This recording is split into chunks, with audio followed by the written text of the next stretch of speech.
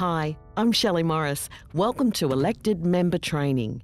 Good governance is a four-way play, knowing your responsibilities, being well informed, representing the community and making good decisions.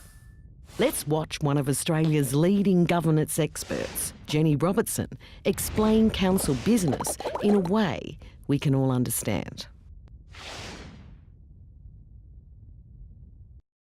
One way to ensure that a council meeting is run well is to create an agenda which lists all of the items to be dealt with at that meeting. The agenda guides the whole council meeting. It will usually be one of the documents in an information pack for members of council to read and understand prior to a council meeting. It is important that all of the agenda items are dealt with during the course of the meeting. One of the roles and functions of the Mayor is to move members of council through each agenda item and seek a resolution in relation to each agenda item. Some agenda items may require council members to speak to the item, or members may be asked to give a report about a meeting or event they attended on behalf of council.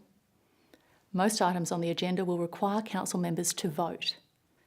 Members of council may have other items they would like to deal with during a council meeting. However, if that discussion item is not on the agenda, members will need to wait to raise that item during general business, which is sometimes known as other business, and that's more towards the end of the meeting, when all other items on the agenda have been dealt with. Minutes are another really important part of meetings. The minutes of a meeting are a written record of what happened at that meeting and why certain decisions were reached. They provide the details of discussion and matters decided. By reading the minutes, any person who was not at a previous council meeting, including newly elected members, will be able to understand what happened at the meeting. An important part of the role of a member of council is to ensure that the minutes of meetings are accurate. At the next meeting, members will be asked to confirm whether or not the minutes are correct.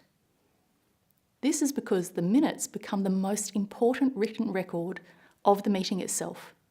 They also ensure that the decisions made at council can be actioned by the CEO. Council decision-making meetings should not be recorded on any phone or other recording device without the express written consent of the whole of the council and possibly the CEO. The CEO must ensure that proper minutes are kept. Proper minutes will include the time the meeting started and ended, a list of everyone in attendance, a list of the agenda items, including key discussion points and decisions, or resolutions, which were made.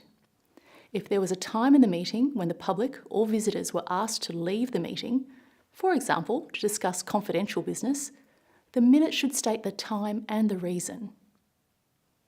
Minutes of all meetings must be published on the council's website and have a copy available at the council office.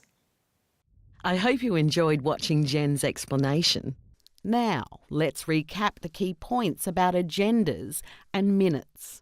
Agendas and minutes are two key elements of a council meeting. Both are the responsibility of the CEO. The agenda is sent out before a meeting. It is the list of all items to be discussed at a meeting and may include background reading for the topics to be discussed. The minutes of a meeting are the written record of what happened at the meeting and why certain decisions were reached. The CEO must ensure that proper minutes are kept and published on the council's website. A copy must also be available at the council office. And remember, it's okay to ask questions. You can come back and watch this video again. You can ask your council CEO for help or ask your trainer about where to get more advice.